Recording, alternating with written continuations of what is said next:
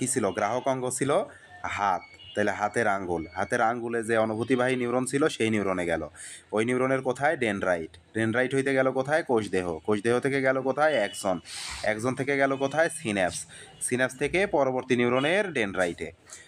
এভাবে তাইলে এক নিউরন থেকে আরেক নিউরনে যাচ্ছে, আরেক নিউরন থেকে আরেক নিউরনে যাচ্ছে। তাইলে এই নিউরনগুলো মিলেই কি তৈরি করছে? একটা লম্বা স্নায়ু তৈরি করছে। তাইলে এভাবে উদ্দীপনাটা এই স্নায়ুর মাধ্যমে, কোন স্নায়ু এটা? অনুভূতিবাহী বা সেন্সরি স্নায়ু। এই স্নায়ুর মাধ্যমে হাত থেকে কই পৌঁছাইলো? সুষুম্না কাণ্ডে পৌঁছে। কই পৌঁছায়? সুষুম্না কাণ্ডে পৌঁছায়। এখন মনে করো আমাদের এখানে কি ছিল? হাত ছিল, তাই না? মনে করো এইটা একটা হাতের আঙ্গুল। তাইলে এখানে হাত ছিল আর এখানে মনে করো সুষুম্না কাণ্ড আছে। তাইলে হাত থেকে কই আসবে? সুষুম্না কাণ্ডে আসবে। এখন সুষুম্না কাণ্ডের এখানে একদম শেষ প্রান্তে যে নিউরনটা আছে, এই নিউরনটা সুষুম্না কাণ্ডের সাথে যুক্ত থাকে অ্যাক্সন দিয়ে। কি দিয়ে যুক্ত থাকে? অ্যাক্সন দিয়ে। তাইলে এই যে স্নায়ুর সর্বশেষ প্রান্তটা সুষুম্না কাণ্ডের সাথে কি দিয়ে যুক্ত আছে? অ্যাক্সন দিয়ে যুক্ত আছে। তাহলে স্নায়ুর সর্বশেষ নিউরনটি কি দিয়ে যুক্ত থাকে? অ্যাক্সনের মাধ্যমে সুষুম্না কাণ্ডের সাথে যুক্ত থাকে। তাইলে আমাদের হাত থেকে উদ্দীপনা সুষুম্না কাণ্ডে গেল। সুষুম্না কাণ্ডের কোন অংশে? গ্রে ম্যাটারে বা ধূসর অংশে গেল। তাইলে এই ধূসর অংশে উদ্দীপনাটা গেছে। এখন সুষুম্না কাণ্ড বুঝতে পারছে। সুষুম্না কাণ্ড ব্রেনের মতো কাজ করে। সুষুম্না কাণ্ড বুঝতে পারলো যে হাতে ব্যথা লাগছে। এই ঘটনাটা বুঝতে পারছে। বুঝতে পেরে এখন সুষুম্না কাণ্ড কী করবে? হাতটা সরিয়ে নেওয়ার উদ্দীপনা পাঠাবে। তাইলে এই যে ব্যথা লাগার উদ্দীপনা, সুস্ফোটার উদ্দীপনাটা গেল সেন্সরি নিউরনের মাধ্যমে। সুষুম্না কাণ্ড পর্যন্ত গেল কিসের মাধ্যমে? সেন্সরি নিউরনের মাধ্যমে। এখন সুষুম্না কাণ্ড থেকে আমাদের এই সূঁচ থেকে হাতটাকে টান দেওয়ার যে উদ্দীপনাটা আসবে, এই উদ্দীপনাটা আসবে কিসের মাধ্যমে? এইটা কি অর্ডার আসবে হাত টান দেওয়ার? অর্ডার মানে কি? আজ্ঞাবাহী, আজ্ঞা। তাইলে এই অর্ডারটা আসবে কিসের মাধ্যমে? আজ্ঞাবাহী নিউরনের মাধ্যমে। দেখো ব্যথা লাগার অনুভূতিটা আসতেছে অনুভূতিবাহী নিউরনের মাধ্যমে এবং হাত টান দেওয়ার অর্ডারটা যাচ্ছে আজ্ঞাবাহী নিউরনের মাধ্যমে বা মোটর নিউরনের মাধ্যমে। তাইলে এইটা যদি সেন্সরি নিউরন হয়, এইটা কি নিউরন হবে? Motor neuron. তাইলে এই সেন্সরি নিউরন আর মোটর নিউরন কোথায় সংযোগ ঘটছে? দেখো এই যে সেন্সরি নিউরন এখানে আসছে আর মোটর নিউরন এখান থেকে শুরু হয়েছে, মাঝখানে কি আছে? সুষুম্না কাণ্ড। এখন এই সেন্সরি নিউরন থেকে মোটর নিউরনে উদ্দীপনাটা যাইতে হইলে এই সেন্সরি নিউরন আর মোটর নিউরনের মাঝখানে একটা ছোট নিউরন কাজ করে এই নিউরন থেকে ওই নিউরনে নিয়ে যাওয়ার জন্য, ব্রিজের মতো কাজ করে। তাইলে এইটাকেই বলা হয় রিলে নিউরন। তাইলে এই যে সেন্সরি নিউরন থেকে মোটর নিউরনে উদ্দীপনা একটা নিউরন নিয়ে যায় মাঝখানে, এই একটা নিউরনকে বলা হয় কি? এই সেই রিলে নিউরন। তাইলে এই যে সেন্সরি নিউরন থেকে মোটর নিউরনে, সেন্সরি নিউরন তো সেন্স নিয়ে আসলো, উদ্দীপনা নিয়ে আসলো, তারপরে এখানে ডিসিশন হইল যে হাত টান দিতে হবে, সেই অর্ডারটা যাবে। তাইলে এই সেন্সটা এই দুইটার মাঝখানে যে নিউরনটা থাকে এইটার নাম হচ্ছে রিলে নিউরন। তাইলে এই সেন্সরি নিউরন এবং রিলে নিউরনের, সেন্সরি নিউরন এবং মোটর নিউরনের মাঝখানে যে রিলে নিউরন থাকে, এই রিলে নিউরনটা কাজ করে কোন পদ্ধতিতে? তড়িৎ রাসায়নিক পদ্ধতিতে। তাইলে এই উদ্দীপনাটা তড়িৎ রাসায়নিক পদ্ধতির মধ্য দিয়ে যখন যাবে, তখনই এই পাশে যখন অনুভূতি ছিল, এই অনুভূতিটা এই পাশে যে অর্ডার বা আজ্ঞায় পরিণত হয়ে যাবে। তাইলে অনুভূতিটাকে অর্ডারে পরিণত করে কে? Relay neuron. কোন পদ্ধতিতে? তড়িৎ রাসায়নিক পদ্ধতিতে। তাইলে সুষুম্নাকাণ্ডের ধূসর অংশে উদ্দীপনা তড়িৎ রাসায়নিক পদ্ধতিতে। এই রিলে নিউরন মানে কি? দুই নিউরনের মাঝখানে আছে, এজন্য এটার নাম কি? মধ্যবর্তী নিউরন। তাইলে সুষুম্নাকাণ্ডের ধূসর অংশের উদ্দীপনা তড়িৎ রাসায়নিক পদ্ধতিতে মধ্যবর্তী বা রিলে নিউরনের মাধ্যমে কই যায়? এটার নাম কি? আজ্ঞাবাহী বা মোটর। তাহলে আজ্ঞাবাহী বা মোটর নিউরনের ডেনড্রাইটে প্রবেশ করে। কারণ কি? সকল উদ্দীপনা আমরা জানি গ্রহণ করে কে? ডেনড্রাইট। এরপর উদ্দীপনাটা আজ্ঞাবাহী নিউরনের অ্যাক্সনের মাধ্যমে। তাইলে দেখো প্রথমে কোথায় গেল? ডেনড্রাইটে গেল। ডেনড্রাইট থেকে কই যাবে? কোষদেহ যাবে। কোষদেহ থেকে অ্যাক্সন যাবে। অ্যাক্সনের মাধ্যমে কই যাবে? পেশিতে প্রবেশ করবে। কোথায় যাবে? তার মানে হাতের পেশি। উদ্দীপনা পেশিতে প্রবেশ করলে আমরা জানি কি? পেশি সংকুচিত হয়। তাইলে উদ্দীপনা পেশিতে প্রবেশ করলে কি ঘটে? পেশির সংকোচন ঘটে। তাহলে পেশির সংকোচন ঘটলেই হাত আপনা আপনি উদ্দীপনা স্থান থেকে কি হয়ে আসে? সরে আসে। তাহলে এইটা হচ্ছে আমাদের কি? উদ্দীপনা পরিবহনের প্রসেস। তাহলে এই ঘটনাটা আমরা একটু এই চিত্রটাতে দেখি। চিত্রটা তোমাদের আঁকতে হবে। আজকে হোমওয়ার্ক থাকবে, বাসায় এই চিত্র প্র্যাকটিস করে গ্রুপে জমা দিতে হবে। তাহলে চিত্রটা আমরা লক্ষ্য করি কিভাবে আঁকবো। তাইলে প্রথমে একটা কি করতে হবে, হাত আঁকতে হবে একটু বাঁকা করে, এল শেপে। কী শেপে? এল শেপে। তাহলে প্রথমে এলের মতো একটা কলমের হেড দিয়ে চাপ দিয়ে দাগ দিয়ে নিবা। তারপর এলের ওপরে এই যে এখানে একটু মোটা করে পেশি দেখাবা, মোটা করে পেশি দেখাবা, তারপরে সোজা টান দিবা, ওপরের দিকে সোজা টান দিবা যেন কনুই থেকে ওপরের দিকে একটু চিকন হয়ে যায়। এই যে সোজা টান দিলা, তারপরে এখান থেকে কি বানাবা? আঙ্গুল বানাবা। কাজ শেষ। তাহলে এই হচ্ছে আমাদের এল শেপে হাত আঁকার প্রক্রিয়া। আর এল শেপের পরে এলের সাথে এই যে ক্রস করে আর একটা হাত আঁকতে হবে। কারণ কি, তোমার প্রথমে হাত ছিল কি, এই যে আগুনের স্থানে, সূচ বলো আগুন বলো যাই বলো না কেন, আগুনের স্থানে ছিল, আগুন থেকে কি হইলো, হাতটা টান দিলাম। এই ঘটনাটা দেখাইতে হবে। তাহলে ঘটনাগুলো কি ঘটতেছে আমরা একটু দেখি। দেখো প্রথমে এইটুকু চিত্র লক্ষ্য করো কি ঘটতেছে। এই জায়গাটাতে আঙ্গুলে কি লাগছে? আগুন লাগছে, তাপ লাগছে। তাহলে তাপে কি? অনুভূতি, তাই না? তাইলে এই অনুভূতিটা কোথায় যাবে? এই হাতের আঙ্গুল থেকে অনুভূতিটা যাবে হচ্ছে এই যে দেখো, এটা হচ্ছে সুষুম্না কাণ্ড। কোথায় যাবে? সুষুম্না কাণ্ডে। সুষুম্না কাণ্ডের সাদা অংশে না ধূসর অংশে? ধূসর অংশে। এই যে দেখো, এই অংশটা একটু ধূসর কালারের। কি কালারের? ধূসর কালারের। ধূসর অংশে যাবে। তাইলে উদ্দীপনা মানে কি? এখানে কি তাপ লাগার অনুভূতি। তাইলে অনুভূতি যাবে কোন স্নায়ুর মাধ্যমে? অনুভূতিবাহী স্নায়ুর মাধ্যমে। তাইলে এই যে এখানে সবুজ যে স্নায়ুটা দেখানো আছে, এই যে সবুজ স্নায়ু, এটা কি স্নায়ু? অনুভূতিবাহী স্নায়ু। তাহলে অনুভূতিবাহী স্নায়ু কিসের সমন্বয়ে গঠিত? অসংখ্য নিউরনের সমন্বয়ে গঠিত। তাইলে এই মাথায় যে নিউরন থাকবে একদম শেষ মাথায়, এই শেষ মাথার নিউরনের কে এই অনুভূতি গ্রহণ করবে? শেষ মাথার নিউরনের ডেনড্রাইট। তাহলে এই ডেনড্রাইটে যাবে অনুভূতিটা, ডেনড্রাইট থেকে যাবে একজনে, একজন থেকে যাবে সিন্যাপসে, সিন্যাপস থেকে পরবর্তী নিউরনের ডেনড্রাইটে, আবার এভাবে যাইতে যাইতে কোথায় চলে যাবে? এই অনুভূতিটা যাবে হচ্ছে আমাদের কোথায়? এই যে মস্তিষ্কের, সরি, সুষুম্না কাণ্ডের কোথায়? সুষুম্না কাণ্ডের ধূসর অংশে। এখন সুষুম্না কাণ্ডের ধূসর অংশে গেল, সুষুম্না কাণ্ডের ধূসর অংশ বুঝতে পারলো যে আমার হাতে তাপ লাগছে, এখন সে ডিসিশন নিল হাতটা সরায় নেবে। এই ডিসিশনটা ঘটে এই রিলে নিউরনের মাধ্যমে। তাইলে দেখো, এই যে আমাদের খয়েরি কালারের একটা ছোট্ট নিউরন দেখানো আছে, এই যে এইটা ছোট্ট নিউরন। তাইলে এই নিউরনটাই মূলত কি নিউরন? রিলে নিউরন বা মধ্যবর্তী নিউরন। কারণ কি, দেখো এইটা আমাদের সবুজ কালারের যে অনুভূতিবাহী নিউরন আছে, সবুজটা হচ্ছে অনুভূতিবাহী নিউরন আর নীলটা হচ্ছে আজ্ঞাবাহী নিউরন। তার মানে সবুজটা হচ্ছে সেন্সরি আর নীলটা হচ্ছে কি? মোটর। সেন্সরির মাধ্যমে সেন্স বা অনুভূতি প্রবাহিত হয়, আর মোটরের মাধ্যমে অর্ডার প্রবাহিত হয়, আজ্ঞা প্রবাহিত হয়। তাইলে হাত থেকে সেন্স গেল সবুজটার মাধ্যমে আমাদের সুষুম্না কাণ্ডের ধূসর অংশে, তারপরে গেল রিলে নিউরনে। রিলে নিউরনের মাধ্যমে, রিলে নিউরন মানে মধ্যবর্তী নিউরন। রিলে নিউরন কি প্রক্রিয়ায় কাজ করে? তড়িৎ রাসায়নিক প্রক্রিয়ায়। তড়িৎ রাসায়নিক প্রক্রিয়ায় এই অনুভূতিটাকে অর্ডারে কনভার্ট করলো। এখন এই অর্ডারটা আসবে কিসের মাধ্যমে? অর্ডার মানে আজ্ঞা, তাইলে আজ্ঞাবাহী নিউরনের মাধ্যমে হাতের কোথায় আসলো? দেখো এই যে পেশিতে আসলো, হাতের পেশিতে। কোথায় আসলো? হাতের পেশিতে। তখন হাতের পেশি কি হবে? হাতের পেশি সংকুচিত হবে। দেখো হাতের পেশি এখান থেকে এত দূর পর্যন্ত লাগানো থাকে। এখন এই জায়গাটা যদি সংকুচিত হয়, তাইলেই তো হাতটাকে কি করবে? এইভাবে টেনে ধরবে এদিকে, তখনই হাত এদিক থেকে কি হয়ে আসবে? এদিকে সরে আসবে। তাইলে এই চিত্রটা আঁকা হবে। চিত্রটা খুব সহজে যদি আঁকতে চাও, প্রথমে এই যে আমরা স্টেপগুলো দেখাই দিই হাতটা কিভাবে আঁকবা। প্রথমে এইটাকে 1 2 3 4 4 ভাগে ভাগ করে নিবা। 4 ভাগে ভাগ করে নিয়ে প্রথম ধাপে হাতের আঙ্গুলগুলো আঁকবা, হাতের তালু। দ্বিতীয় ধাপে দ্বিতীয় হাতের তালু। প্রথম হাতের তালুটা ক্রস করে আঁকবা, দ্বিতীয় হাতের তালুটা লম্বালম্বি এল শেপে আঁকবা, দ্বিতীয় হাতটা। তারপরে তৃতীয় দাগ বরাবর কি আঁকবা? পেশি আঁকবা, বাইসেপস পেশি আঁকবা। আর চতুর্থ দাগ বরাবর কি আঁকবা? সুষুম্না কাণ্ড আঁকবা। তারপরে এই হাত থেকে একটা স্নায়ু বের করে নিয়ে আসবা, এই হাত থেকে আরেকটা স্নায়ু বের করে এই স্নায়ুর সাথে লাগিয়ে দিবা, কারণ দুইটাই অনুভূতিবাহী স্নায়ু। আর এই হাতের পেশি থেকে যেটা যাবে, দেখো পেশি থেকে একটা স্নায়ু গেছে, এই যে নীল কালারের পেশি থেকে যেটা যাবে সেটা হবে কি? মোটর নার্ভ, মোটর স্নায়ু।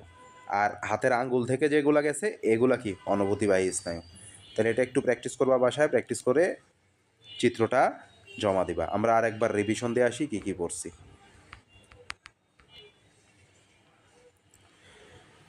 আমরা আজকে পড়তেছিলাম হচ্ছে এসএসসি বায়োলজি চ্যাপ্টার 10, এইটার চতুর্থ ক্লাস আজকে। আমরা আজকে পড়ব প্রতিবর্তী ক্রিয়া থেকে ডায়াবেটিস পর্যন্ত। প্রতিবর্তী ক্রিয়াটা একটু ক্রিটিক্যাল, সময় লাগবে। প্রথমে আমরা চলে আসি সংজ্ঞা। তাইলে আমরা জানি প্রতিবর্তী ক্রিয়া মস্তিষ্ক দ্বারা নিয়ন্ত্রিত হয় না, নিয়ন্ত্রিত হয় সুষুম্না কাণ্ড দিয়ে। তাইলে যেসব উদ্দীপনার প্রতিক্রিয়া মস্তিষ্ক দ্বারা নিয়ন্ত্রিত না হয়ে সুষুম্না কাণ্ড দিয়ে নিয়ন্ত্রিত হয় তাদেরকে কি বলে? প্রতিবর্তী ক্রিয়া বলে। তাইলে প্রতিবর্তী ক্রিয়ার ইংরেজি হচ্ছে রিফ্লেক্স অ্যাকশন। আর একটা এমসিকিউ এর জন্য আমরা জানি উদ্দীপনার আকস্মিকতা এবং তার কারণে সৃষ্ট স্বয়ংক্রিয় প্রতিক্রিয়াকে কি বলে? প্রতিবর্তী ক্রিয়া বলে। ঠিক আছে? তাইলে প্রতিবর্তী ক্রিয়া কি?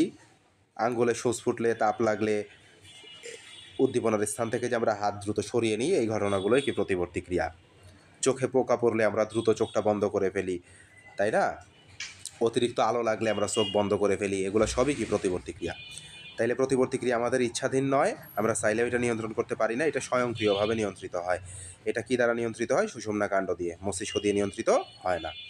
তাইলে সেলাই করার সময় যদি হাতে সূচ ফোটে বা কোনো আগুনের উৎস থেকে যদি আঙ্গুলে তাপ লাগে, সেক্ষেত্রে আমরা হাতটা সরিয়ে নিই। এই প্রক্রিয়াটা কিভাবে ঘটে এইটার ব্যাখ্যাটা একটু আমরা দেখে ফেলি। তাইলে আঙ্গুলে সূচ ফুটলো, তাহলে আঙ্গুলের ত্বকে কি আছে? অনুভূতিবাহী বা সেন্সরি নিউরন। তাহলে এই সেন্সরি নিউরনের ডেনড্রাইট কি করলো? অনুভূতিটা গ্রহণ করলো, ব্যথার উদ্দীপনা গ্রহণ করে। তাইলে যদি আগুন দেয় তাহলে ব্যথার জায়গায় আমরা কি লিখবো? তাপ লিখবো, যে তাপের উদ্দীপনা গ্রহণ করে। যদি চোখে আলো পড়ার কথা বলে তখন আমরা কি বলবো? যে আলোর উদ্দীপনা গ্রহণ করে। চোখে অবস্থিত অনুভূতিবাহী নিউরনের ডেনড্রাইট কি করে? আলোর উদ্দীপনা গ্রহণ করে। এইভাবে, এইটাই সৃজনশীলতা।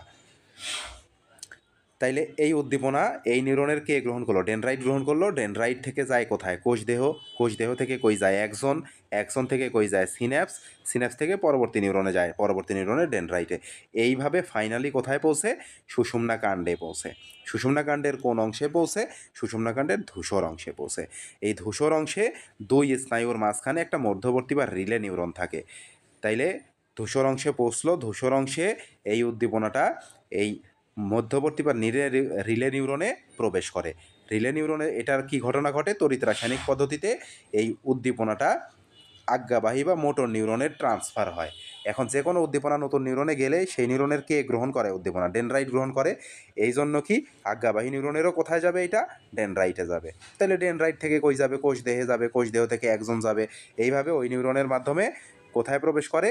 পেশিতে প্রবেশ করে। যেহেতু আজ্ঞাবাহী, আজ্ঞা মানে কি? অর্ডার। অর্ডার কোথায় যাইতে হবে? পেশিতে যাইতে হবে। পেশিতে যাবে, পেশি সংকুচিত হবে, আর হাত কি হবে? ওখান থেকে টান দিয়ে সরে আসবে। এই বেসিক ঘটনাটা জানলে তুমি সাজিয়ে লিখতে পারবা। তাইলে আজ্ঞাবাহী নিউরনের একজনের মাধ্যমে কোথায় গেল? পেশিতে গেল। তাহলে পেশিতে প্রবেশ করলে কি ঘটবে? পেশির সংকোচন ঘটে। আমরা জানি উদ্দীপনা পেশিতে গেলেই কি পেশির সংকোচন ঘটে। পেশির সংকোচন ঘটলে হাঁটা আপনা আপনি উদ্দীপনা স্থল থেকে দ্রুত সরে যায়। তাইলে চিত্রটা আমাদের আঁকতে হবে। অবশ্যই এই চিত্র আঁকার সময় কমপক্ষে 3 কালার ব্যবহার করা লাগবে। হাত এবং সুষুম্নাকাণ্ড আঁকবা। হাত এবং সুষুম্নাকাণ্ড আঁকবা পেন্সিল দিয়ে। হাত এবং সুষুম্নাকাণ্ড আঁকবা কি দিয়ে? পেন্সিল দিয়ে। এরপর একটা সবুজ কালার নিবা, একটা নীল কালার নিবা। তাইলে অনুভূতিবাহী স্নায়ু আঁকবা। অনুভূতিবাহী স্নায়ু আঁকবা হচ্ছে সবুজ কালার দিয়ে, তার মানে আলাদা আলাদা কালার দিবা। আর দেখা যাচ্ছে যে আজ্ঞাবাহী স্নায়ু আঁকবা নীল কালার দিয়ে। তাইলে চিত্রটা বুঝতে সুবিধা হবে, স্যারের দেখতে সুবিধা হবে। আর হাত টাত মাসল টাসল এগুলা সব কি করবা? তোমার হচ্ছে পেন্সিল দিয়ে আঁকবা। এবং এই ধূসর অংশটা অবশ্যই একটু গাঢ় কালার করে দিবা, মানে পেন্সিল দিয়ে আঁকলে একটু ঘষে ঘষে দিবা এরকম, আর সাইডগুলো সাদা রাখবা। ওকে, তাইলে এই গেল হচ্ছে আমাদের মানবদেহের প্রতিবর্তী চক্র। এরপরে আমরা আসি, আমরা কেন্দ্রীয় স্নায়ুতন্ত্র পড়তেছিলাম। কেন্দ্রীয় স্নায়ুতন্ত্রের মধ্যে ছিল মস্তিষ্ক আর সুষুম্নাকাণ্ড। মস্তিষ্ক আর সুষুম্নাকাণ্ডে যে সকল ঘটনা ঘটে সকল ঘটনা আমরা অলরেডি পড়ে ফেললাম। এখন আমরা দেখি প্রান্তীয় স্নায়ুতন্ত্র সম্পর্কে। তাইলে প্রান্তীয় স্নায়ুতন্ত্রের ইংরেজি কি? পেরিফেরাল নার্ভাস সিস্টেম, সংক্ষেপে PNS। তাইলে আমাদের দেখো আমরা যদি এইটা আমাদের ব্রেন হয় এবং এই ব্রেন থেকে যদি স্নায়ুগুচ্ছ নেমে আসে, এই ব্রেন এবং স্নায়ুগুচ্ছ এইটুকুকে বললাম আমরা কেন্দ্রীয় স্নায়ুতন্ত্র, তাই না? এখন এই ব্রেন থেকে কিছু স্নায়ু বের হয় মাথার খুলির ভেতর, এবং আমাদের এই সুষুম্না কাণ্ড থেকেও এই মেরুদণ্ডের হাড়ের ফাঁক দিয়ে স্নায়ু বের হয়। তাইলে এই যে ব্রেনের আশেপাশে যে স্নায়ুগুলা বের হয় এবং সুষুম্না কাণ্ডের আশেপাশে যে স্নায়ুগুলা বের হয়, এই স্নায়ুগুলোকেই বলা হয় কি? প্রান্তীয় স্নায়ু। এবং এই সকল প্রান্তীয় স্নায়ু একসাথে মিলে কি গঠন করে? প্রান্তীয় স্নায়ুতন্ত্র গঠন করে। তাইলে ব্রেন থেকে, মস্তিষ্ক থেকে কত জোড়া বের হয় স্নায়ু? 12 জোড়া। 12 জোড়া বা 24টি। তাহলে এই 12 জোড়া বা 24টিকে বলা হয় কি? করটিক স্নায়ু বা ক্রেনিয়াল নার্ভ। আর সুষুম্না কাণ্ড থেকে বের হয় 31 জোড়া বা 62টি। তাহলে এই 31 জোড়াকে বলা হয় সুষুম্না স্নায়ু। তাইলে করটিক স্নায়ু বা ক্রেনিয়াল নার্ভ কত জোড়া? 12 জোড়া। তারপরে সুষুম্না স্নায়ু বা স্পাইনাল নার্ভ কত জোড়া? 31 জোড়া। তাহলে এই 12 জোড়া ক্রেনিয়াল নার্ভ এবং 31 জোড়া স্পাইনাল নার্ভ, এই সবগুলোকে একসাথে কি বলা হয়? প্রান্তীয় স্নায়ুতন্ত্র বলা হয়। তাহলে প্রান্তীয় স্নায়ুতন্ত্রের সংজ্ঞাটা আমরা কি দেখব? প্রান্তীয় স্নায়ুতন্ত্রের সংজ্ঞা দেখব, মস্তিষ্ক থেকে সৃষ্ট 12 জোড়া করটিক স্নায়ু এবং সুষুম্নাকাণ্ড থেকে সৃষ্ট 31 জোড়া সুষুম্না স্নায়ুকে একত্রে কি বলা হয়? প্রান্তীয় স্নায়ুতন্ত্র বলে। তাহলে এখান থেকে যে স্নায়ুগুলো বের হয়, এগুলো আরও সূক্ষ্ম ভাগে ভাগ হয়ে সারা দেহে ছড়িয়ে পড়ে। তাইলে এই স্নায়ুগুলো সূক্ষ্ম থেকে সূক্ষ্মতর শাখায় বিভক্ত হয়ে কি করে? সারা দেহে ছড়িয়ে পড়ে। তাহলে করটিক স্নায়ু কাকে বলে? কত জোড়া? 12 জোড়া, 24টি। তাহলে মস্তিষ্ক থেকে সৃষ্ট। এরা কই থেকে সৃষ্ট? মস্তিষ্ক থেকে সৃষ্ট। তাহলে মাথার আশেপাশে যে অঙ্গগুলো আছে সেই অঙ্গে এরা কাজ করবে। তাহলে মাথার আশেপাশে কি আছে? দেখো, চোখ, নাক, কান। তাহলে চোখ, চোখের নিচে নাক, নাকের দুই পাশে কান। এরপরে মুখের ভেতর চলে আসো, জিহ্বা, দাঁত, জিহ্বা, দাঁত। তাহলে চোখ, নাক, কান, জিহ্বা, দাঁত, এই কয়টা মিলে কি তৈরি হলো? মুখমণ্ডল। তাহলে সিস্টেমে মনে রাখতে হবে যে যেহেতু মস্তিষ্ক থেকে বেরোচ্ছে, মাথা থেকে বেরোচ্ছে, মাথার খুলি থেকে বেরোচ্ছে, তার মানে মাথার খুলিতে কাজ করবে। মাথার খুলিতে কি আছে? চোখ, নাক, কান, জিহ্বা, দাঁত, মুখমণ্ডল। এখন মাথার বাইরে আর কোথায় কাজ করে? হৃৎপিণ্ড আর পাকস্থলীতে কাজ করে। হৃৎপিণ্ড আর পাকস্থলী। তাহলে মাথার খুলিতে চোখ, নাক, কান, জিহ্বা, দাঁত, মুখমণ্ডল, আর মাথার খুলির ভেতরে হৃৎপিণ্ড। হৃৎপিণ্ড মানে কি? হার্ট, তাই না? হার্ট। আর পাকস্থলী মানে কি? স্টমাক, যেখানে খাবার হজম হয়। তাইলে এইসব অঙ্গের কাজ নিয়ন্ত্রণ করে হচ্ছে করটিক স্নায়ু। তাইলে সুষুম্না স্নায়ু আমরা চলে আসি। সুষুম্না স্নায়ু কি করে? সুষুম্না স্নায়ু মানে কি? সুষুম্না কাণ্ড থেকে, যে এখান থেকে যেগুলো তৈরি হয়, এখান থেকে যেগুলো তৈরি হয়, এগুলো হচ্ছে সুষুম্না স্নায়ু। কত জোড়া? 31 জোড়া। তাইলে সুষুম্না স্নায়ু বা স্পাইনাল নার্ভ কত জোড়া? 31 জোড়া, তার মানে 62টি। মেরুরজ্জু বা সুষুম্নাকাণ্ড থেকে সৃষ্ট। কাজ কি? তাইলে অঙ্গ প্রত্যঙ্গ চালনা করে। তার মানে কি? আমাদের মেরুদণ্ড কি সারা দেহে, একদম মাথার খুলির নিচ থেকে একদম কোমর পর্যন্ত আছে। তাইলে সারা দেহের সকল অঙ্গ প্রত্যঙ্গ চালনা করবে কারা? সুষুম্না স্নায়ু। আর সারা দেহ থেকে যাবতীয় অনুভূতি মস্তিষ্কে নিয়ে যাবে কারা? এই সেই সুষুম্না স্নায়ু। ঠিক আছে? তাইলে আমাদের স্নায়ুতন্ত্রের মধ্যে কেন্দ্রীয় স্নায়ুতন্ত্র আর প্রান্তীয় স্নায়ুতন্ত্র পড়লাম। এখন আমরা চলে আসি স্বয়ংক্রিয় স্নায়ুতন্ত্র সম্পর্কে একটু সংক্ষেপে। তাহলে যে তন্ত্রের কার্যকারিতার ওপর মস্তিষ্কেরও প্রভাব থাকে না, মেরুরজ্জু বা সুষুম্না কাণ্ডেরও প্রভাব থাকে না। তাইলে আমরা দেখলাম যে মস্তিষ্ক বেশ কিছু কাজ নিয়ন্ত্রণ করে, তারপরে মেরুরজ্জু প্রতিবর্তী ক্রিয়া নিয়ন্ত্রণ করে। তাইলে কিছু কাজ আছে যেটা মস্তিষ্কও নিয়ন্ত্রণ করে না, সুষুম্না কাণ্ড বা মেরুরজ্জুও নিয়ন্ত্রণ করে না। তাইলে সংজ্ঞাটা আমরা কি বলতেছি দেখো, যে তন্ত্রের কার্যকারিতার ওপর মস্তিষ্ক ও মেরুরজ্জুর কোনো প্রভাব না থাকায় এরা স্বাধীন ও স্বতন্ত্রভাবে আপন কর্তব্য পালন করতে পারে। তাহলে স্বাধীন ও স্বতন্ত্রভাবে এরা নিজের কাজ নিজেই করে, তাদেরকে কি বলা হয়? স্বয়ংক্রিয় স্নায়ুতন্ত্র বলে।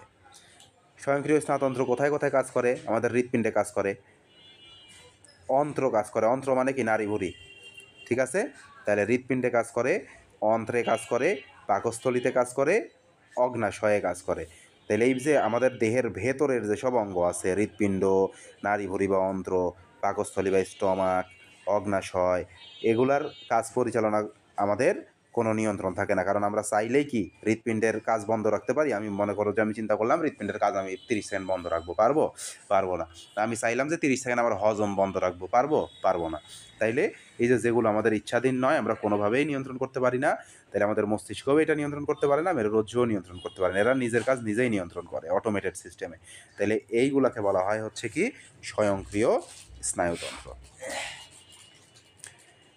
ঠিক আছে, আমরা চলে আসি এরপরে হরমোন। হরমোন সম্পর্কে আমরা এর আগেই পড়ছি, হরমোনের সংজ্ঞা আমরা আগেই পড়ে ফেলছি। তাইলে হরমোন একটা জৈব রাসায়নিক পদার্থ, এটা নালীহীন গ্রন্থি থেকে নিঃসৃত হয়। কীভাবে কী পরিমাণে নিঃসৃত হয়? খুবই সামান্য পরিমাণে। পরিবাহিত হয় কার মাধ্যমে? রক্তের মাধ্যমে। কই যায়? উৎপত্তিস্থল থেকে দূরবর্তী কোনো স্থানে বাহিত হয় এবং যেখানে যায় সেখানকার কোষ বা অঙ্গের কার্যাবলী নিয়ন্ত্রণ করে। এদেরকে কি বলা হচ্ছে? হরমোন বলা হচ্ছে। তাইলে হরমোন নিঃসৃত হচ্ছে কই থেকে? হরমোন নিঃসৃত হচ্ছে নালীহীন গ্রন্থি থেকে। তাইলে এই হরমোনের আরেকটা নাম প্রাণ রাসায়নিক রস। ঠিক আছে, হরমোনের একটা নাম কি? প্রাণ রাসায়নিক রস।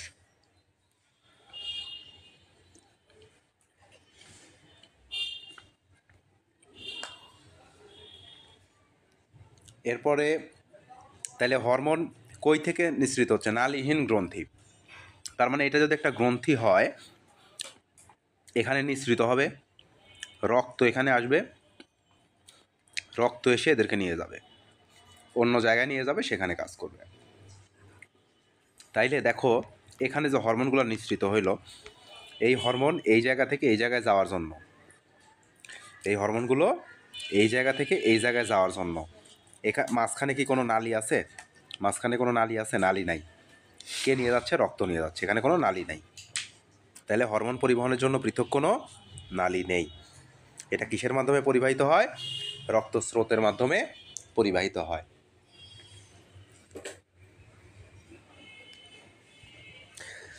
তাইলে আমরা একটু দেখি, সুস্থ দেহের চাহিদা অনুসারে নালীহীন গ্রন্থি থেকে অনবরত ধারায় সব সময় এটা তৈরি হতেই থাকে। তাহলে অনবরত ধারায় হরমোন নিঃসৃত হয়।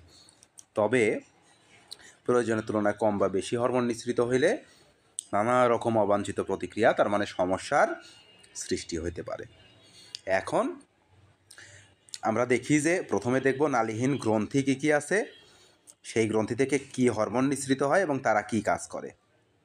তারপর দেখব হরমোন কম বেশি নিঃসৃত হইলে কী কী সমস্যা হইতে পারে। তাইলে প্রথমে আমরা চলে আসি নালীহীন গ্রন্থি। গ্রন্থিগুলোর নাম আগে মুখস্থ করতে হবে।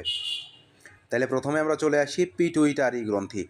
এখানে ভিটা হবে না, পিটুইটারি গ্ল্যান্ড। এরপরে আমরা চলে আসি thyroid gland. Pituitary gland, thyroid gland.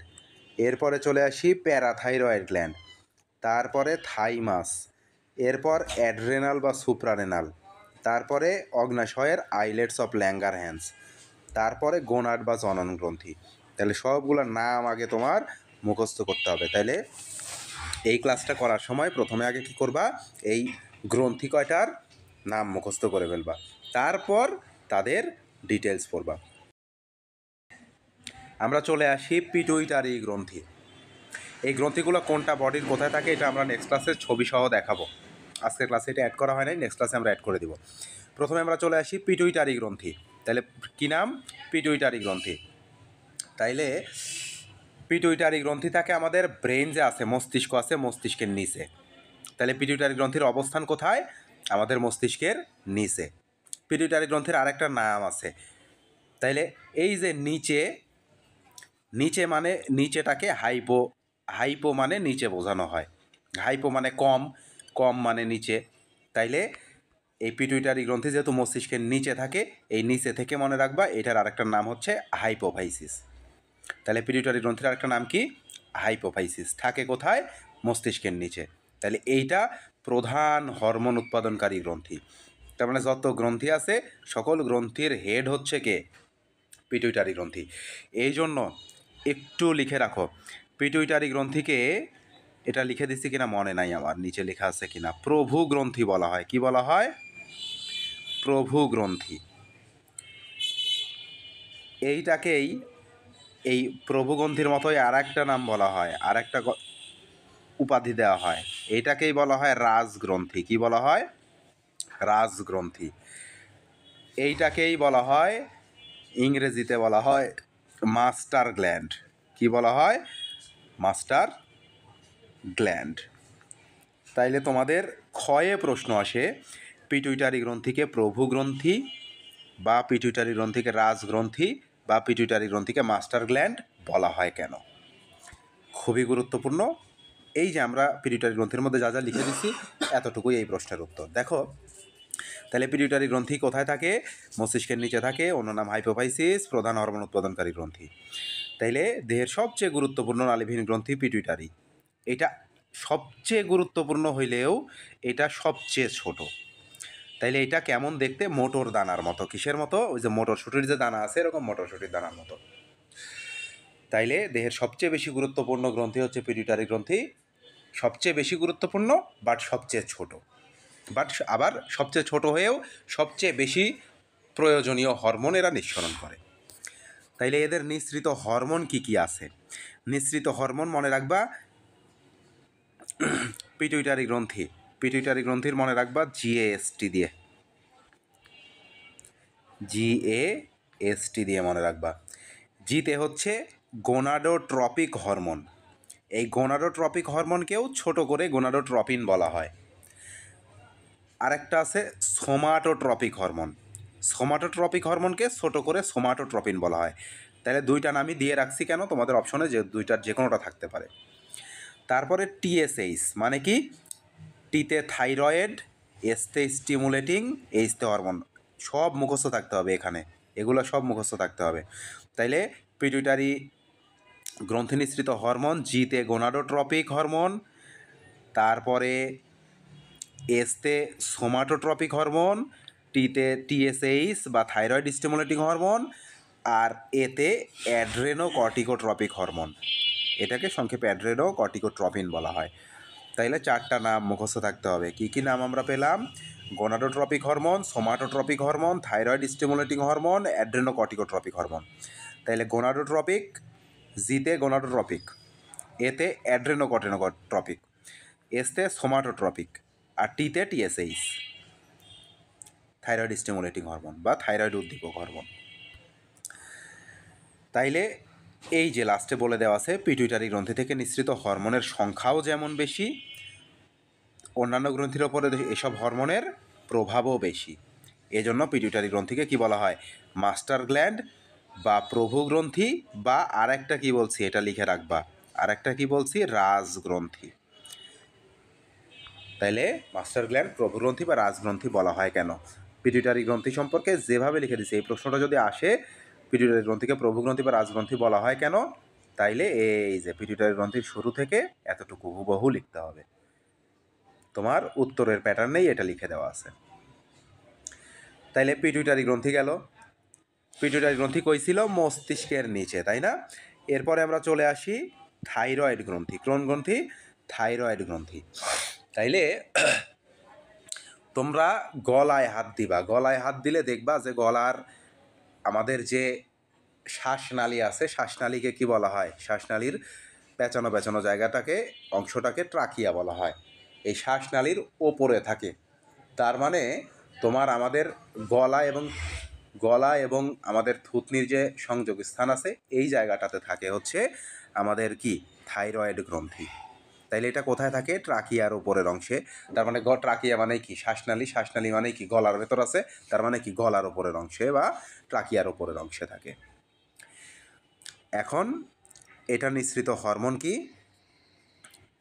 এটার নিঃসৃত হরমোন হচ্ছে থাইরক্সিন। তাইলে থাইরয়েড থেকে থাইরক্সিন, থাই থেকে থাই, থাইর থেকে থাইর।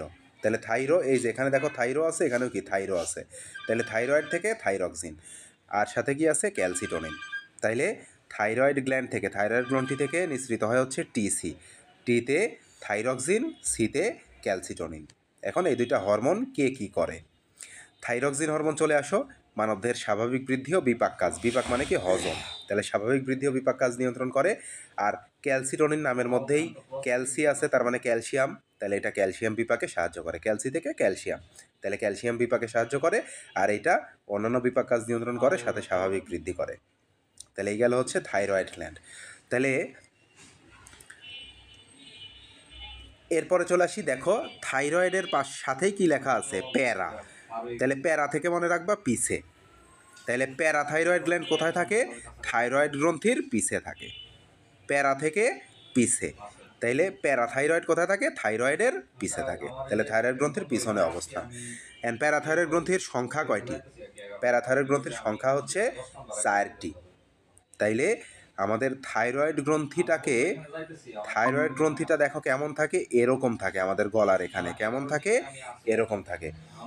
এই জন্য থাইরয়েড গ্রন্থিটাকে এখানে লিখে রাখো একটু, থাইরয়েড গ্রন্থিটাকে, আরে বাবা কি লিখি কি হয়, থাইরয়েড গ্রন্থিটাকে প্রজাপতি গ্রন্থিও বলা হয়, প্রজাপতি গ্রন্থি।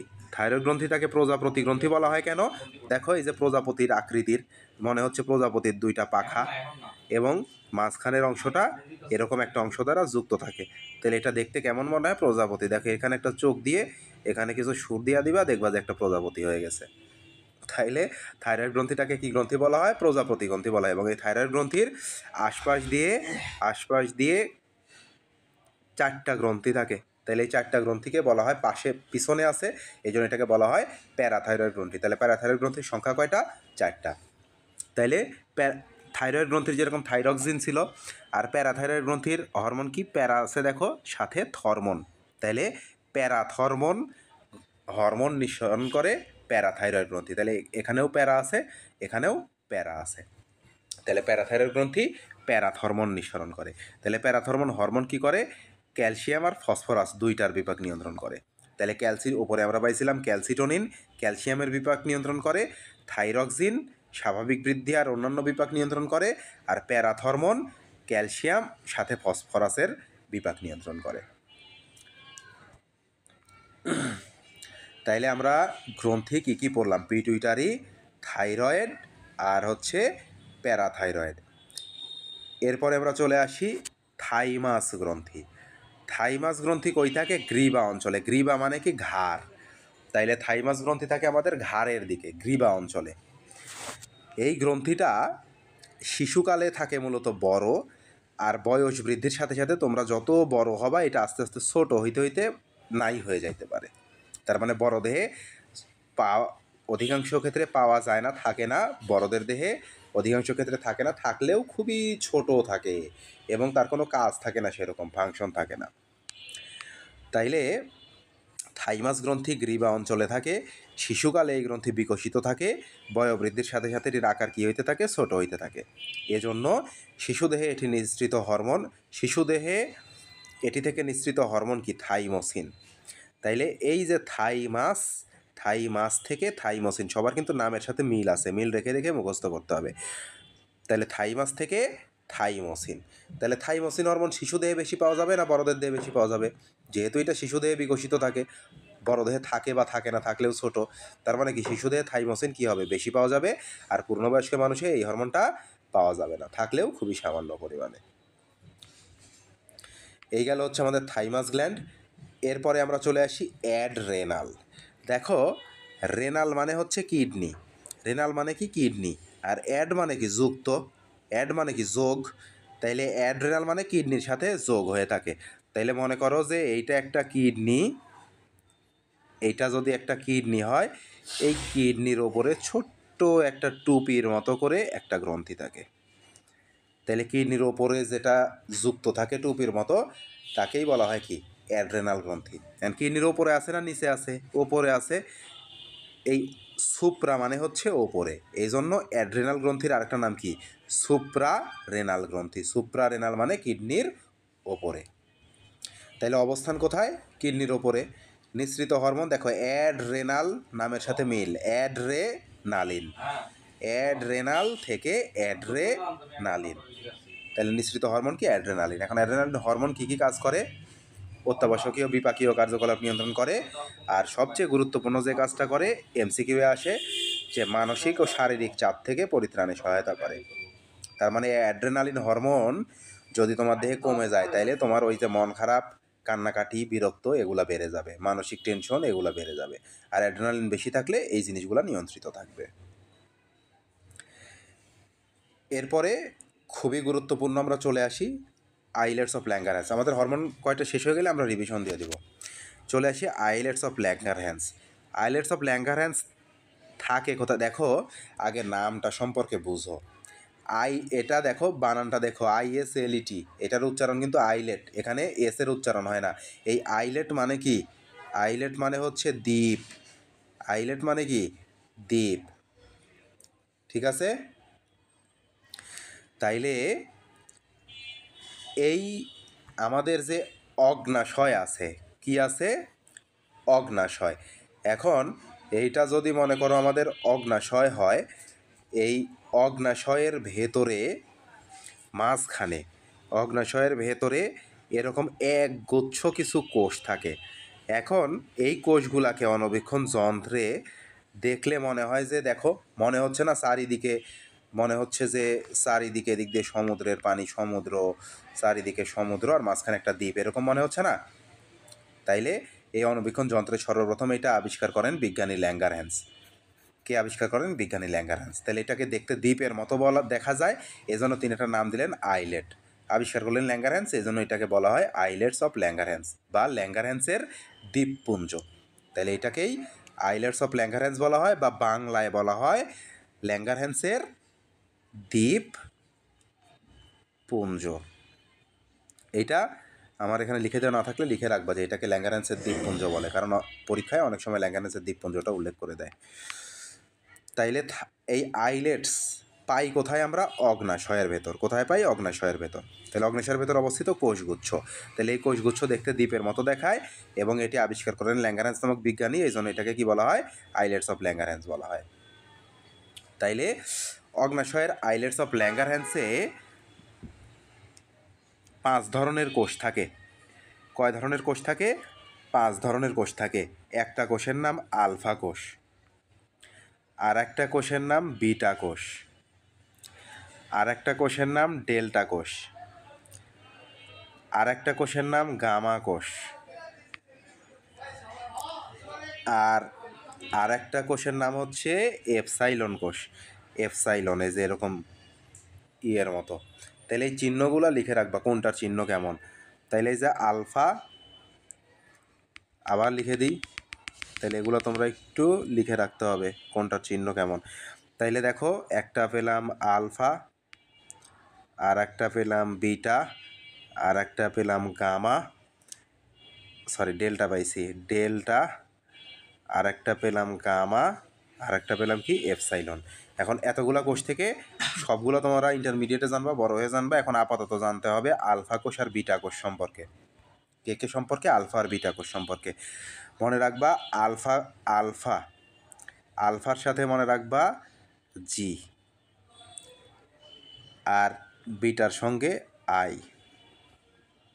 তাইলে এটা যদি এভাবে মনে রাখো, AGBI, তাহলে কিভাবে মনে রাখবা? AGBI, এতে হচ্ছে আলফা। আলফা কোষ, জিতে কি? আমরা আরেকবার লিখে দিই, মনে রাখতে বললাম AG আর BI। তাইলে এতে হচ্ছে আলফা কোষ, আর জিতে হচ্ছে গ্লুকাগন, গ্লুকাগন।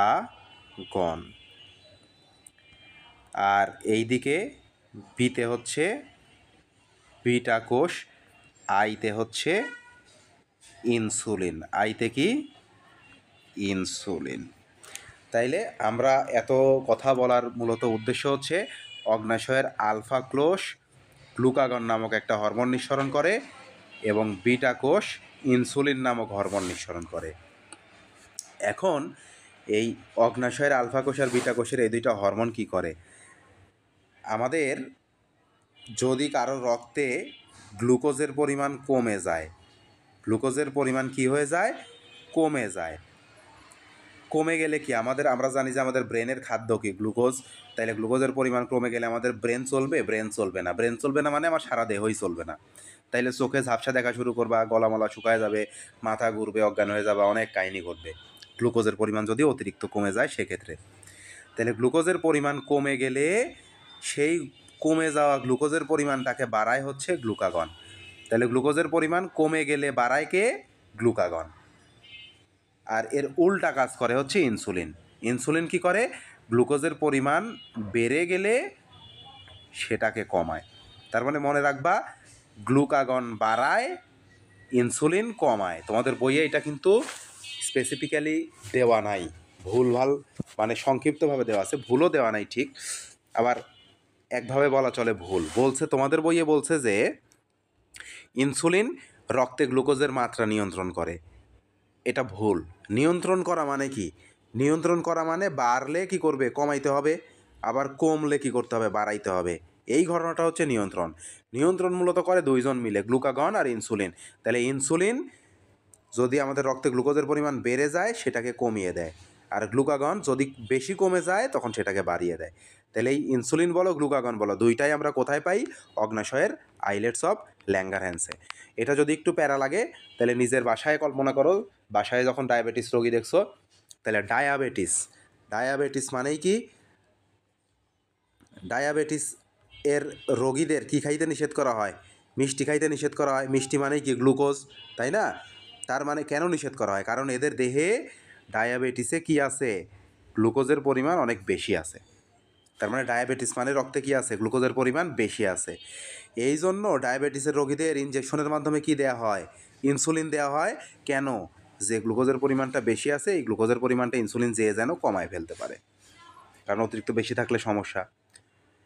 তাইলে ডায়াবেটিসের রোগীদের ইনসুলিন দেওয়া হয় কেন? ডায়াবেটিসের রোগীদের গ্লুকোজের পরিমাণ বেশি থাকে, এই গ্লুকোজের অতিরিক্ত পরিমাণটাকে কমানোর জন্য। তাইলে ও গ্লুকোজের পরিমাণ বেশি থাকলে সেটাকে কমায় কে? ইনসুলিন। আর গ্লুকোজের পরিমাণ কমে গেলে সেটাকে বাড়ায় কে? গ্লুকাগন। তাইলে এই ঘটনাগুলোই এখানে লিখে দেওয়া আছে, দেখো। তাইলে এই আইলেটস অফ ল্যাঙ্গারহ্যান্সের কাজ কি? গ্লুকোজের মাত্রা নিয়ন্ত্রণ করা। সে মূলত নিয়ন্ত্রণ করে দুইটা হরমোনের মাধ্যমে। তাইলে দেখো, বেড়ে গেলে, রক্তে গ্লুকোজের পরিমাণ বেড়ে গেলে কে করে? কমায়। ইনসুলিন তা কমাতে সাহায্য করে। এই জন্য ডায়াবেটিস রোগীদের সাধারণত রক্তে গ্লুকোজ কি হয়ে যায়? বেড়ে যায়। গ্লুকোজ বানান ঠিক করে নিও। এই জন্য ডায়াবেটিসে গ্লুকোজ কমাতে ইনসুলিন ইনজেকশন দেওয়া হয়। আর রক্তে গ্লুকোজের পরিমাণ যদি কমে যায়, তাহলে কমে গেলে বাড়াবে কে? কমে গেলে গ্লুকাগন মূলত লিভারে যে কাজ করে, গ্লুকাগন লিভারে যে সেখানে জমা থাকা গ্লাইকোজেনকে ভেঙে গ্লুকোজ বানায়। এভাবে গ্লুকাগন রক্তে গ্লুকোজের পরিমাণ কমে গেলে বাড়িয়ে দেয়। এত ঘটনা যদি মনে না থাকে, এটুকু রিডিং দিয়ে রাখবা জানার জন্য।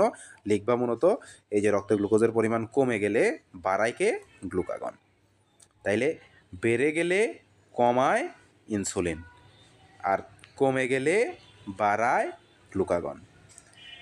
তাইলে এভাবে অগ্ন্যাশয়ের আইলেটস অফ ল্যাঙ্গারহ্যান্স ইনসুলিন এবং গ্লুকাগনের ক্রিয়ার মাধ্যমে আমাদের দেহে গ্লুকোজের মাত্রা কি করে? নিয়ন্ত্রিত রাখে। তাহলে গ্লুকোজের মাত্রাকে নিয়ন্ত্রিত শুধুমাত্র ইনসুলিনের মাধ্যমে হয় না, ইনসুলিন বাড়লে কমায় আর গ্লুকাগন কমলে বাড়ায়। দুইজনের মাধ্যমে রক্তে গ্লুকোজের মাত্রা নিয়ন্ত্রিত হয়। এরপরে আমরা চলে আসি গোনাড। গোনাড মানে কি? জনন গ্রন্থি। তাইলে জনন গ্রন্থির আগে চলে আসো জনন কোষ। জনন কোষ কোনগুলারে? তাইলে ছেলেদের ক্ষেত্রে জনন কোষ কোনটা? এই যে শুক্রাণু, এই যে এরকম ব্যাঙের বাচ্চার মতো, তাই না? আর হচ্ছে মেয়েদের ক্ষেত্রে জনন কোষ কি? ডিম্বাণু। এই যে ডিম্পোজ একটা, মনে করো মাঝখানে একটা কুসুম দিয়ে দাও, এই যে ডিম্বাণু। তাহলে শুক্রাণু তৈরি হয় কোথায়? শুক্রাশয়ে। ডিম্বাণু তৈরি হয় কোথায়? ডিম্বাশয়ে। তাইলে এই যে গোনাড বা জনন গ্রন্থি, তাইলে ছেলেদের জনন গ্রন্থির অবস্থান কোথায়? ছেলেদের শুক্রাশয়ে। আর মেয়েদের জনন গ্রন্থির অবস্থান কোথায় বা গোনাডের অবস্থান কোথায়? ডিম্বাশয়ে। তাহলে শুক্রাশয়ে শুক্রাণু উৎপন্ন হয়, ডিম্বাশয়ে ডিম্বাণু উৎপন্ন হয়। এখন এই যে শুক্রাণু ডিম্বাণু, এইটা কি ছোট একটা ছেলের হয় বা ছোট একটা মেয়ের ডিম্বাণু তৈরি হয়? হয় না। বয়ঃসন্ধিকাল পার করে মেয়েদের যখন মাসিক রসচক্র শুরু হয়, তখন তাদের ডিম্বাণু উৎপাদন প্রক্রিয়া শুরু হয়। তার মানে পরিণত বয়সে গেলে মেয়েদের ডিম্বাণু উৎপন্ন হয়, এবং একইভাবে পরিণত বয়সে যাওয়ার পরে ছেলেদের কি হয়? শুক্রাণু উৎপন্ন হয়। তাইলে এই যে এদের যে সকল নিঃসৃত হরমোন, এগুলো কি শিশুতে থাকবে? শিশুতে নিঃসৃত হবে? হবে না। তাহলে এদের নিঃসৃত হরমোন কদের কোথায় পাওয়া যাবে? পরিণত বয়সে, তার মানে বড় মানুষে পাওয়া যাবে, শিশুতে পাওয়া যাবে না। তাহলে পুরুষ দেহে এরা কোন হরমোন নিঃসরণ করে? পুরুষ দেহে টেস্টোস্টেরন হরমোন নিঃসরণ করে। কোন হরমোন নিঃসরণ করে? টেস্টোস্টেরন। আর স্ত্রী দেহে ইস্ট্রোজেন। ইস্ট্রোজেনের বানান এটাও সঠিক, এটাও সঠিক। তাহলে দুইটার যেটাই থাকুক মাথায় রাখতে হবে। তাহলে ছেলেদের এই জন্য টেস্টোস্টেরনকে বলা হয় পুরুষ হরমোন, আর ইস্ট্রোজেনকে বলা হয় স্ত্রী হরমোন। এমসিকিউ আসে নিচের কোনটি পুরুষ হরমোন? তাইলে টেস্টোস্টেরন কি পুরুষ হরমোন, নিচের কোনটি স্ত্রী হরমোন বা প্রধান স্ত্রী হরমোন? ইস্ট্রোজেন। ঠিক আছে, মনে রাখতে হবে। কাজে চলে আসি। তাইলে ছেলেদের পরিণত বয়স মানে কি? বড় হয়েছে, মনে করো 9-10-এ উঠছে, তখন তারা বড় হয়। তাহলে বড় হইলে তাদের ছেলেদের কি হয়? দাড়ি মোজ গজায়। তার মানে কি? পরিণত বয়সের দৈহিক লক্ষণই দাড়ি মোজ গজানো ছেলেদের। তাইলে পরিণত বয়সের দৈহিক লক্ষণ বিকশিত করতে ভূমিকা রাখে। তারপরে জনন অঙ্গের বৃদ্ধি ও বিকাশে সহায়তা করে, জনন চক্র নিয়ন্ত্রণ করে, এর পাশাপাশি যৌন আচরণ নিয়ন্ত্রণ করে। এখন কোনো ছেলের যদি টেস্টোস্টেরন লেভেলটা কমে যায় তাইলে তার সেক্সুয়াল অ্যাক্টিভিটি কমতে থাকবে। কোনো মেয়ের যদি ইস্ট্রোজেন হরমোন অতিরিক্ত কমে যায় তাহলে সেই মেয়েরও সেক্সুয়াল অ্যাট্রাকশন দিন দিন কী হইতে থাকবে? কমতে থাকবে। তাইলে এই জন্য ইস্ট্রোজেনকে বলা হয় স্ত্রী হরমোন, টেস্টোস্টেরনকে বলা হয় পুরুষ হরমোন। তাইলে হরমোন সম্পর্কে আমাদের শেষ। হরমোনটা একটু আমরা রিভিশন দিই, প্রয়োজনে আমরা আজকে এখানেই শেষ করবো হয়তো এই ক্লাসটা। নেক্সট ক্লাসে আমরা শেষ করে দেবো ইনশাল্লাহ, অনেক পড়া আছে এখনও, কালকেই ক্লাস নেব। আমরা প্রথম থেকে একটু রিভিশন দিয়ে দিই। হ্যাঁ, আমরা শুরু করছিলাম হচ্ছে এসএসসি বায়ো চ্যাপ্টার 10, আজকে 4র্থ ক্লাস। আমরা ডায়াবেটিস পর্যন্ত যাইতে পারি নাই, প্রতিবর্তী ক্রিয়ার হরমোন পর্যন্ত শেষ করবো আজকে।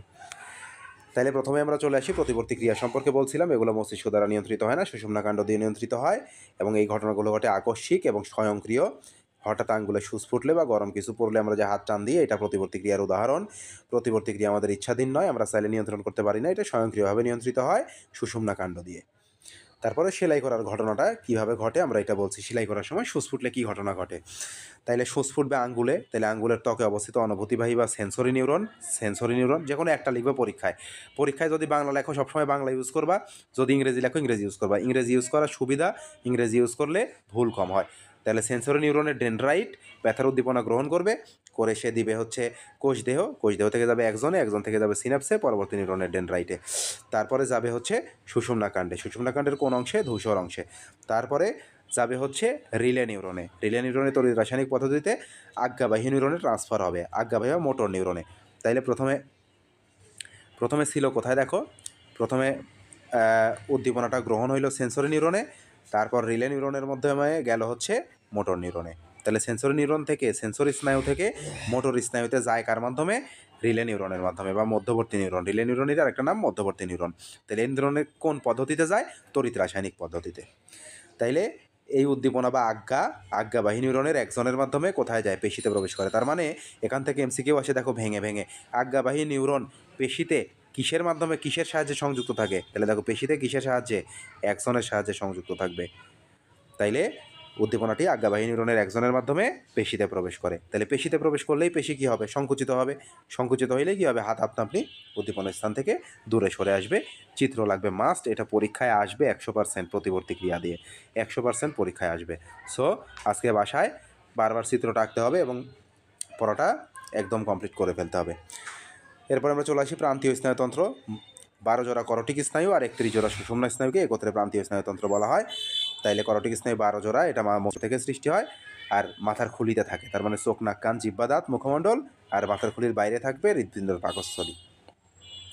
আর সুষুম্না স্নায়ু কত জোড়া? 31 জোড়া। তাইলে প্রশ্নে জোড়া চাইছে না টি চাইছে, এটা কিন্তু ভালোভাবে দেখতে হবে। অনেক সময় প্রশ্নে এমসিকিউ দিবে যে কতটি, তুমি প্রথম অপশনেই কয়ে দিবা, দেখবে যে 31টি আছে, 31 দেখেই উত্তর দিয়ে দিবা, দেখবা যে 0 পাইছো, গোল্লা পাইছো। এটা হচ্ছে হিসাব। তাহলে জোড়া চাইছে না টি চাইছে, এটা ভালোভাবে বুঝতে হবে। তাইলে আমাদের সুষুম্নাকাণ্ড থেকে 31 জোড়া বের হচ্ছে, তার মানে 62টি। এরা কোথায় যাচ্ছে? আমাদের সুষুম্নাকাণ্ড যেহেতু ঘাড়ের নিচ থেকে একদম কোমর পর্যন্ত আছে, তার মানে সারা দেহের অঙ্গ প্রত্যঙ্গ নিয়ন্ত্রণ করবে এবং সারা দেহ থেকে যাবতীয় অনুভূতি মস্তিষ্কে নিয়ে যাবে। স্বয়ংক্রিয় স্নায়ুতন্ত্র, তাহলে যে সকল তন্ত্রের কার্যাবলীর ওপর মস্তিষ্কেরও হাত নাই, মেরুরজ্জুরও হাত নাই, এরা একা একাই স্বতন্ত্রভাবে আপনার কাজ নিজেই করে ফেলে, তাহলে এদেরকে কী বলা হচ্ছে? স্বয়ংক্রিয় স্নায়ুতন্ত্র বলা হচ্ছে। তাহলে স্বয়ংক্রিয় স্নায়ুতন্ত্র কই আছে? হৃৎপিণ্ডে আছে, অন্ত্রে আছে, পাকস্থলীতে আছে, অগ্নাশয়ে আছে, মুখস্থ। এরপরে আমরা চলে আসি হরমোনের সংজ্ঞা আমরা আগেই মুখস্থ করাইছি। তারপরে এটা আমরা জানি নালীহীন গ্রন্থি থেকে নিঃসৃত হয়, এটাকে প্রাণ রাসায়নিক রসও বলা হয়। তাইলে পৃথক কোনো নালী থাকে না এটা পরিবহনের জন্য, রক্তস্রোতের মাধ্যমে এটা পরিবাহিত হয়। তাইলে সুস্থ দেহে এটা অনবরত ধারায় হরমোন নিঃসৃত হইতে থাকে, প্রয়োজনের চেয়ে বেশি বা কম হইলে সমস্যার সৃষ্টি হয়। এখন আমরা দেখি নালীহীন গ্রন্থি। প্রথমে আমরা চলে আসি পিটুইটারি গ্রন্থি। কই থাকে? মস্তিষ্কের নিচে। আরেকটা নাম কি? হাইপোফাইসিস। তাহলে এটা কি? হেডমাস্টার, তার মানে প্রধান হরমোন উৎপাদনকারী গ্রন্থি। এই জন্য এটাকে কী বলা হয়? প্রভু গ্রন্থি, রাজগ্রন্থি, মাস্টার গ্ল্যান্ড, 3টা নামে ডাকা হয়। তাহলে দেহের সবচেয়ে বেশি গুরুত্বপূর্ণ, তাহলে এটা সবচেয়ে বেশি গুরুত্বপূর্ণ গ্রন্থি, কিন্তু সবচেয়ে ছোট। দেখতে কেমন? মোটর দানার মতো। তাহলে নিঃসৃত হরমোন কি? জিএএসটি। জিতে গোনাডোট্রপিন, এতে অ্যাড্রেনোকর্টিকোট্রপিন, এসতে সোমাটোট্রপিন, আর টিতে টিএসএস। ট্রপিন, সোমাটোট্রপিন, লাস্টে দেওয়া আছে অ্যাড্রেনোকর্টিকোট্রপিন, আর হচ্ছে টিতে টিএসএইচ বা থাইরয়েড স্টিমুলেটিং হরমোন বা থাইরয়েড উদ্দীপক হরমোন। তাইলে পিটুইটারি থেকে নিঃসৃত এটাকে এই যে মাস্টার গ্ল্যান্ড বা প্রভুগ্রন্থি বা রাজগ্রন্থি বলা হয় কেন? এখান থেকে নিঃসৃত হরমোনের সংখ্যাও বেশি, আবার প্রভাবও বেশি। তাহলে 2টা জিনিস মনে রাখতে হবে, যে সংখ্যা বেশি, প্রভাব বেশি। এই জন্য এদেরকে কি বলা হয়? প্রভুগ্রন্থি বা মাস্টার গ্ল্যান্ড বা রাজগ্রন্থি বলা হয়। থাইরয়েড গ্রন্থি ট্রাকিয়ার ওপরে অবস্থান। তাইলে থাইরক্সিন আর ক্যালসিটোনিন, টিসি, 2টা হরমোন। তাহলে থাইরক্সিন কি করে? স্বাভাবিক বৃদ্ধি আর বিপাক, আর ক্যালসিটোনিন কি? ক্যালসিয়ামের বিপাক। আর এই প্যারাথরমোন কি? এটা ছিল দেখো ক্যালসিটোনিন শুধু ক্যালসিয়ামের বিপাক, আর প্যারাথরমোন কি? ক্যালসিয়াম আর ফসফরাসের বিপাক। তাহলে প্যারাথাইরয়েড গ্রন্থি, প্যারা মানে পিছনে, তাহলে থাইরয়েড গ্রন্থির পিছনে অবস্থিত। সংখ্যা কয়টি? 4টি। এরপরে চলে আসি থাইমাস গ্রন্থি। গ্রীবা বা ঘাড় অঞ্চলে থাকে। থাইমাস কোথায় থাকে? গ্রীবা বা ঘাড় অঞ্চলে। তাহলে শিশুকালে বিকশিত থাকে, বৃদ্ধির সাথে সাথে আকারে ছোট হইতে থাকে। তাহলে এটা নিঃসৃত হরমোনের নাম কি? থাইমোসিন। তাহলে কোনটা কোন হরমোন নিঃসরণ করে? খুবই ইম্পর্টেন্ট সবগুলোরই। তাহলে থাইমোসিন এই জন্য শিশুদেহে যেহেতু এটা বিকশিত থাকে, এই জন্য শিশুদেহে বেশি পাওয়া যায়, পূর্ণবয়স্কে পাওয়া যায় না, গেলেও কম। তাহলে থাইমোসিন কী কাজ করে? এটা আমরা বলি নাই এর আগে। রোগ প্রতিরোধ ক্ষমতা বিকাশে সাহায্য করে, তার মানে ইমিউনিটি শক্তিশালী করে। তাহলে শিশুদের রোগ প্রতিরোধ ক্ষমতা বেশি লাগে, ছোটোবেলায় প্রচুর রোগ বালাই হয়, এই জন্য শিশুদের এটা বেশি পাওয়া যায়। দেখো এরপরে চলেছি অ্যাড্রেনাল। অ্যাড মানে যুক্ত, রেনাল মানে কি? কিডনি, অথবা এটারই আরেকটা নাম সুপ্রারেনাল। সুপ্রা মানে উপরে, রেনাল মানে কিডনি। তার মানে এই যে কিডনি আছে আমাদের, কিডনির ওপরে যে ক্যাপের মতো একটা গ্রন্থি থাকে, এই গ্রন্থিটাকেই বলা হয় কি? অ্যাড্রেনাল। তাহলে কোথায় অবস্থান? কিডনির ওপরে। তাহলে অ্যাড্রেনাল থেকে দেখো এই যে অ্যাড্রেনাল, সাথে শুধু ইন যোগ করে দিবা, তাহলে হরমোনের নাম হয়ে যাবে এটা নিঃসৃত। তাইলে অ্যাড্রেনালিন হরমোনের নাম। কাজ কি? অত্যাবশ্যক বিভাগীয় কাজ নিয়ন্ত্রণ করে, সবচেয়ে গুরুত্বপূর্ণ মানসিক আর শারীরিক চাপ থেকে মুক্তি দেয়। এরপরে আমরা চলে আসি islets of Langerhans. Islets of Langerhans কই পাওয়া যায়? অগ্নাশয়ে পাওয়া যায়। তাইলে এটা কি? একটা কোষগুচ্ছ। এখানে কয় ধরনের কোষ থাকে? 5 ধরনের কোষ থাকে। Alpha, beta, delta, gamma, epsilon. এর মধ্যে আলফা কোষ কি নিঃসরণ করে? গ্লুকাগন, এজি দিয়ে মনে রাখবা। আলফা কোষ গ্লুকাগন নিঃসরণ করে, এবং বিটা কোষ ইনসুলিন, বিআই দিয়ে মনে রাখবা। তাইলে কাজ কি? রক্তে গ্লুকোজের মাত্রা নিয়ন্ত্রণ করা। তাহলে রক্তে গ্লুকোজের মাত্রা মূলত কে মিলে নিয়ন্ত্রণ করে? গ্লুকাগন আর ইনসুলিন। তাহলে গ্লুকোজের পরিমাণ বেড়ে গেলে কাজ করে ইনসুলিন, আর কমে গেলে কাজ করে কে? গ্লুকাগন। এইটুকুই। এরপরে আমরা চলে আসি গোনাড, জনন গ্রন্থি। তাহলে মেয়েদের কই থাকে? ডিম্বাশয়ে, ছেলেদের শুক্রাশয়ে। তাহলে ডিম্বাশয়ে ডিম্বাণু উৎপন্ন করে, শুক্রাশয়ে শুক্রাণু উৎপন্ন হয়। তাহলে ডিম্বাশয়ে ডিম্বাণু আর শুক্রাশয়ে শুক্রাণু উৎপন্নের পাশাপাশি এখানে কিছু হরমোনও উৎপন্ন হয়। তাহলে শুক্রাশয়ে কোন হরমোন উৎপন্ন হয়? টেস্টোস্টেরন। কোন হরমোন উৎপন্ন হয়? টেস্টোস্টেরন। আর ডিম্বাশয়ে কোন হরমোন উৎপন্ন হয়? ইস্ট্রোজেন।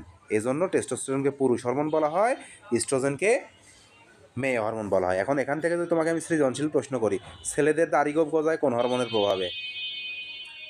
তাইলে টেস্টোস্টেরনের প্রভাবে। তারপরে মেয়েদের বয়সকালীন বিভিন্ন দৈহিক বৃদ্ধি ঘটে কোন হরমোনের প্রভাবে? ইস্ট্রোজেনের প্রভাবে। ঠিক আছে? তাইলে কাজ কি? পরিণত বয়সে দৈহিক লক্ষণ বিকশিত করতে ভূমিকা পালন করে, জনন অঙ্গের বৃদ্ধি বিকাশে সহায়তা করে। তাইলে দেখো জনন অঙ্গ, জনন চক্র, যৌন। তাইলে সব জনন দিয়ে, জনন অঙ্গ, জনন চক্র, যৌন, এর সাথে দৈহিক লক্ষণ, পরিণত বয়সের দৈহিক লক্ষণ। তাইলে এই ছিল আমাদের আজকের ক্লাস। কালকের ক্লাসে এই অধ্যায়টা আমরা শেষ করে ফেলবো ইনশাল্লাহ। যতটুকু পড়াইলাম এতটুকু একদম সম্পূর্ণ আত্মস্থ থাকতে হবে, নট মুখস্থ, আত্মস্থ। আত্মস্থ মানে হচ্ছে বুঝে মুখস্থ, আগে বোঝা, তারপর অটোমেটেড সিস্টেমে স্বয়ংক্রিয়ভাবে তোমার মুখস্থ হবে। আর অবশ্যই বাসায় আজকে এই প্রতিবর্তী ক্রিয়ার চিত্রটা প্র্যাকটিস করতে হবে, এইটা লিখিত পরীক্ষায় থাকবেই। ঠিক আছে, হয়তো তোমার সূঁচ ফোটার জায়গায় দিয়ে দিবে হচ্ছে আগুন লাগা, আগুনের তাপ লাগা, অথবা হাতে মশা বসা দিয়ে দিতে পারে, অথবা তোমার হচ্ছে সাপে কামড় দেয়া দিয়ে দিতে পারে, বা পিঁপড়ায় কামড় দেয়া দিয়ে দিতে পারে, হাতে কাটা ফোটা, পায়ে কাটা ফোটা দিয়ে দিতে পারে, তাই না? তাহলে সবগুলাই একই সিস্টেমে হবে। তাহলে এইটা প্র্যাকটিস করতে হবে। যদি খালি সূঁচ, উদ্দীপকে যদি সূঁচ উল্লেখ থাকে তাহলে খালি এখানে মোমবাতির বদলে সূঁচ দিতে হবে। তারপরে এখানে যদি কলমের আঘাত বলে তাইলে মোমবাতির বদলে কলম দিয়ে দিতে হবে। ঘটনাটা হচ্ছে এইটা। তাহলে নিজের মতো করে এটা একটু প্র্যাকটিস করে নিবা। তাহলে ধন্যবাদ সবাইকে। আজকের ক্লাস এ পর্যন্তই। আগামীকালকে আবার এই সময়ে ক্লাস হবে ইনশাল্লাহ। ভালো থেকো সবাই।